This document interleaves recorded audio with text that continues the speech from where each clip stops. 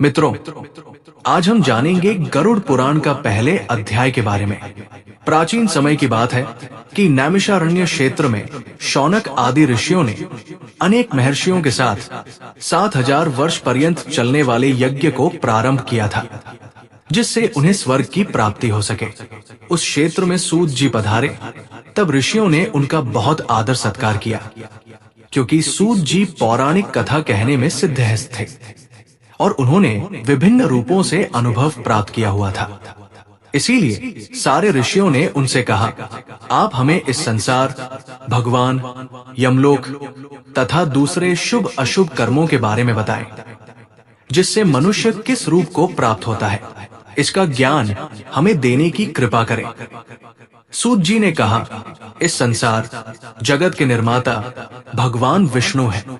वो जल में रहते हैं, इसीलिए उनका नाम नारायण है। वो लक्ष्मी जी के पति है।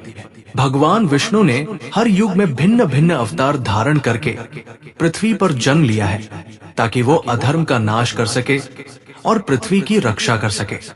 भगवान विष्णु ने राम का अवतार लिया और लंका के राजा रावण का वध करके अधर्म को खत्म किया।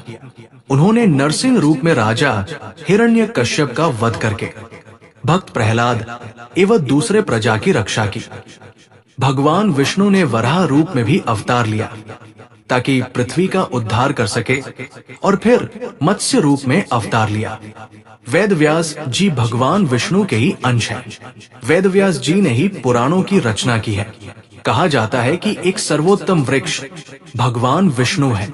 उसकी दृढ़ मूल धर्म है, उसकी शाखाएं वेद है। उस वृक्ष के फूल रूप में यज्ञ को माना गया है और फल के रूप में मोक्ष को माना गया है। वो सर्वोत्तम वृक्ष रूपी भगवान विष्णु ही सारे फल और मोक्ष को देते हैं। एक समय पर पार्वती जी ने भगवान शिव से पूछा था, आप खुद ही एक भगवान हैं, इस संसार के रचयिता है, तो आप किसका ध्यान करते रहते हैं? ये सुनकर भगवान शिव ने कहा, हे पार्वती, मैं देवों और ऋषियों का ध्यान करता हूँ, उसमें विष्णु ही श्रेष्ठ है। इस संसार में परम ब्रह्मा भगवान नारायण विष्णु है और उन्हीं का चिंतन करता हूँ। भगवान विष्णु ही अनेक रूप में अवतार लेने वाले परम ब्रह्मा है। भगवान विष्णु ही अनेक रूप में पृथ्वी पर अवतार लेकर अधर्म का नाश करके धर्म की स्थापना करते हैं। इस प्रकार भगवान शिव ने पार्वती जी को भगवान विष्णु की महिमा बताई थी। तब ऋषियों को दूसरी बातें जानने की उत्सुकता हुई। ऋषियों ने सूत जी से कहा, हे प्रभु, आपने भगवान विष्णु के श्रेष्ठता के बारे में हमें जो भी ज्ञान दिया, वो अत्यंत भयमुक्त करने वाला ज्ञान है। इसके अतिरिक्त आप हमें ये बताइए कि इस सृष्टि में आने के बाद भोगने वाले दुख और कष्ट को नाश कैसे किया जाता है। कृपा करके इसका उपाय हमें बताइए। आपके पास इस लोक एवं परलोक के दुखों का निवारण करने का ज्ञान है।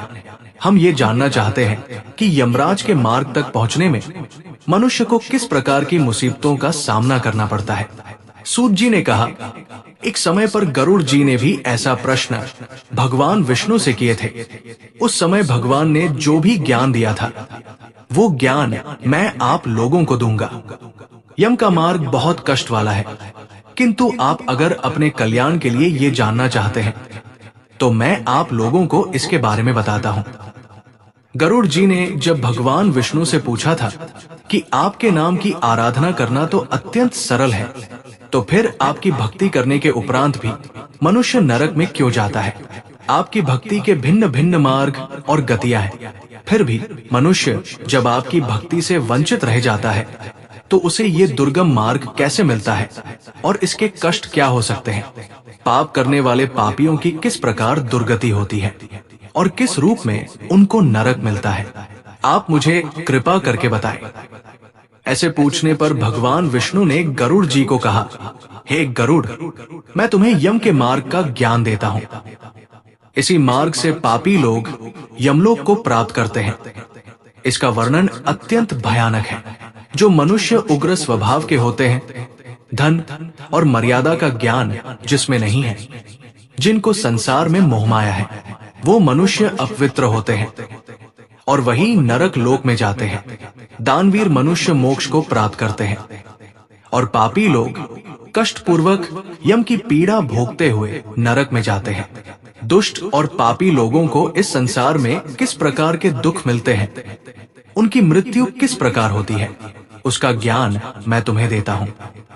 इस संसार में जब मनुष्य जन्म लेता है तब वो अपने पूर्व जन्म के कर्मों के हिसाब से इस जन्म में शुभ अशुभ फल भोगता है। बुरे कर्मों के प्रभाव से व्यक्ति को रोग हो जाता है। परेशानियां और रोग से पीड़ित वो व्यक्ति निराश हो जाता है। व्यक्ति कितना भी बलवान हो, युवावस्था में उसकी पत्नी पुत्र होने के बावजूद वो अचानक से भयभीत होने लगता है। काल उसको घेर लेता है। वृद्धा अवस्था में व्यक्ति को मृतक के समान रहना पड़ता है। घर के लोगों के द्वारा अपमानित होता है और अपमान जनक आहार लेता है। आहार लेने की शक्ति कम हो जाती है और इसकी वजह से चलने फिरने की शक्ति भी कम हो जाती है। कफ के कारण स्वर नलियां चल नहीं पाती। स्वास्थ्य बिगड़ने लगता है। खटिया पर पड़ा रहता है। मृत्यु के निकट आ जाता है। मृत्यु के निकट आने पर देवता जैसे मनुष्य की दृष्टि भी दिव्य हो जाती है। मरते समय पापी के पांचों तत्व अपने स्थान छोड़ देते हैं और उसका एक क्षण भी मुश्किल से बीतता है। मनुष्य को इतनी पीड़ा होती है जितनी बिच्छू के काटने से होती है। यमदूतों के भय से उसके मुंह से झाग और लार गिरने लगती है। ऐसे ही पापियों के प्राण जब निकलते हैं तब उनको यमदूत मिलते हैं। यमदूत के लाल नेत्र होते हैं और मुख भयानक होता है। उस समय यमदूत अत्यंत क्रोधित होते हैं और उनके हाथ में पाश और दंड होता है और वह दांत को पिसते हैं। उनके मुख काले और नख विशाल होते हैं। उनको देखकर प्राणी भयभीत होकर मलमूत्र का त्याग करने लगता है। ऐसी अवस्था में जीव शरीर से निकल जाता ही है और मोह में अपने घर को देखता है और उसी समय यमदूत उसे पकड़ लेते हैं। यमदूत उसके गले में रस्सी बांधकर ऐसे ले जाते हैं जैसे गुनहगार को सिपाही राजा के पास ले जाते हैं। वे यमदूत मनुष्य को मार्ग में नर्क के भयानक दुख और तकलीफों के बारे में बताते हैं और धमकियां भी देते हैं। यमदूतों की ऐसी कठोर वाणी को मनुष्य सुनता है और तड़पता है। भय से तड़पता वो मनुष्य अपने पापों को याद करते हुए उस मार्ग से जाता है। कुत्ते मार्ग में उसे काटते हैं। उस मार्ग में उसे खाने को खाना और पानी नहीं मिलता। सूर्य की तेज गर्मी में चलना पड़ता है। यमदूत उसे मार्ग में कोड़े से मारता है और घसीट कर ले जाते हैं। इस प्रकार अत्यंत पीड़ा सहकर वो अंधकार में यमलोक में पहुंच जाता है। वहां उसे उसके पापों का फल मिलता है। यमराज उसे घोर नरक की यातना देकर फिर से मनुष्य लोक में भेजते हैं। अपने पुत्रों द्वारा दिए गए पिंड और दान को वो जीव खाता है, पर फिर भी पापी जीव होने के कारण उसकी तृप्ति नहीं होती। जिस मनुष्य का पिंड दान नहीं होता वो प्रेत योनि में रहकर निर्जन वन में दुख पूर्वक भ्रमण करते हैं। यम की यातना भोग के बिना जीव को मनुष्य के रूप में जन्म नहीं मिलता और वो अन्य योनियों में भटकता रहता है। उस पिंड के रोज 4 भाग होते हैं। उसमें से 2 भाग पंचभूतों को, 1 भाग यमदूतों को और 1 भाग उस जीव को खाने को मिलता है। ऐसे 9 दिन तक पिंड दान करते ही है और वे लोग खाते हैं। जब मनुष्य का शरीर जलाते हैं उसके बाद उनके पुत्र जो पिंड दान 9 दिन करते हैं उससे उस जीव को 10वें दिन देह मिलता है। वो जीव को फिर वापस यमलोक आकर अपने कर्मों का फल भोगना पड़ता है। अब किस तरह से 10 दिनों के पिंड से शरीर बनता है उसे बताता हूँ। पहले दिन के पिंड से सिर, दूसरे दिन से गर्दन और कंधा, तीसरे दिन हृदय, चौथे दिन पीठ, 5वें दिन नाभि, 6ठे दिन कमर गुद्दा लिंग भाग और मांस कैंपेन आदि बनते हैं।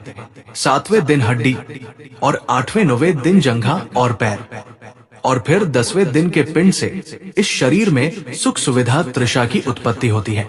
इस तरह पिंड से शरीर उत्पन्न होता है और फिर 11वें और 12वें दिन के श्राद्ध में 2 दिन तक भोजन करता है। 13वें दिन वो जीव यमदूतों से बंधा हुआ अकेला संसार में आता है। हे गरुड़, वैतरणी को छोड़कर केवल यमलोक 86,000 योजन विस्तीर्ण है। अब इस जीवन में रोज 24 घंटों में क्रमशः 247 योजन यमदूतों के संग निरंतर चलना पड़ता है। चलने वाले इस मार्ग के अंत में 16 ग्राम पड़ते हैं। उनको पार करके धर्मराज के नगर में वो पापी जीव पहुंच पाता है।